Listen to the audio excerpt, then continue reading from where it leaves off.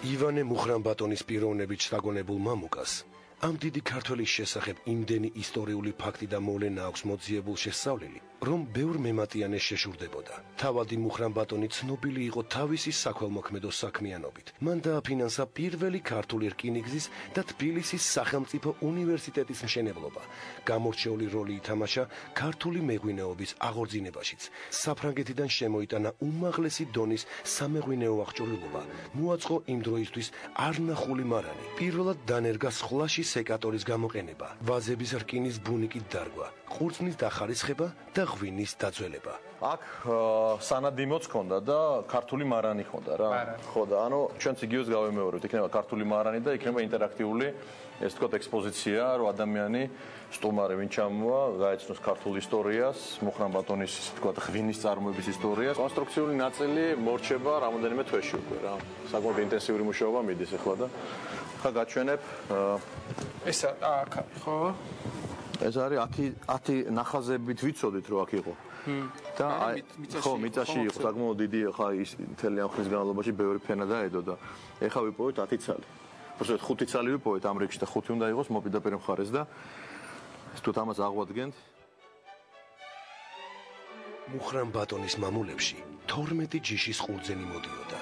სწორედ მუხრანული ღვინო იყო პირველი, რომელიც ღვინის სამშობლოდ წოდებულ საქართველოდან საექსპორტოდ იქნა გატანილი და რომელსაც უდიდესი აღიარება ხვდა წილად. 1882 წელს მან მოსკოვის გამოფენაზე მთავარი პრიზი, სახელმწიფო ღერბი და მედალი ბუღლე მეღი აღხიკოლი აიღო. ხოლო 1889 წელს პარიზში ჩატარებული კონკურსიდან ოქროს მედლით დაბრუნდა.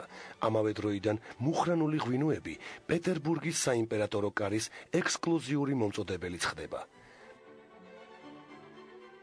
კაკო ესე იგი იკვლევს მუხრანბატონთა ესე თქვათ თელ ამ ისტორიას და აი მისხალ აგროვებს ყველაფერს რაც ამ სასახლის გარშემო ხდება და უკვე დაწერა ერთი წიგნი რომელიც საფრანგეთში გამოიცემა უახლოეს ხანში, ეხლა მიდის რედაქტირება და დასურათება და ძალიან საინტერესო მასალა. ერთი ბოთლი იპოვა ერთ ოჯახში, მაგრამ არ გვაძლევენ, ესე იგი, ცოცხალი თავით არ გვაძლევენ.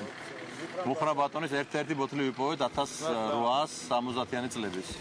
არა, ცოტა ბოგატელი, მას შემდეგ რაც იყოს ექსკლუზიური მიწოდებელი ხდება იქ. აჰა, ხო, ცოტა გვიანი. ერთი ბოთლი გვაქვს, ჩვენ, მაგრამ უნდა ღერბი არა.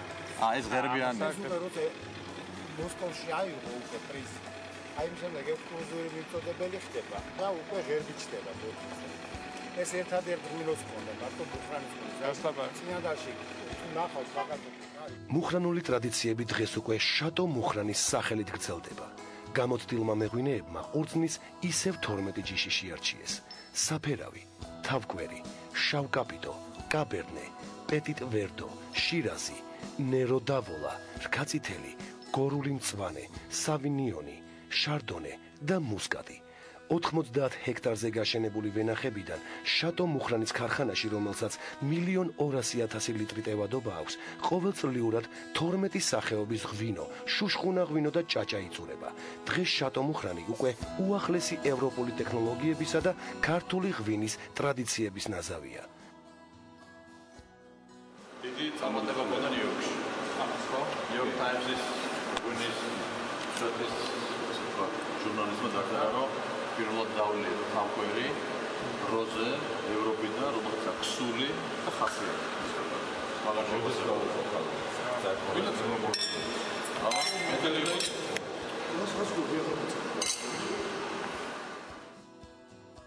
შატო მუხრანში ენდემურ ქართულ ჯიშებს ძველებურად ქართული მუხის კასრებში ინახავენ.